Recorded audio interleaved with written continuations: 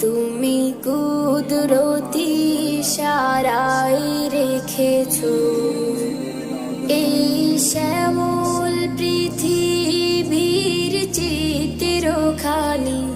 তুমি নিপুণ তোমার হাতে এঁকেছো।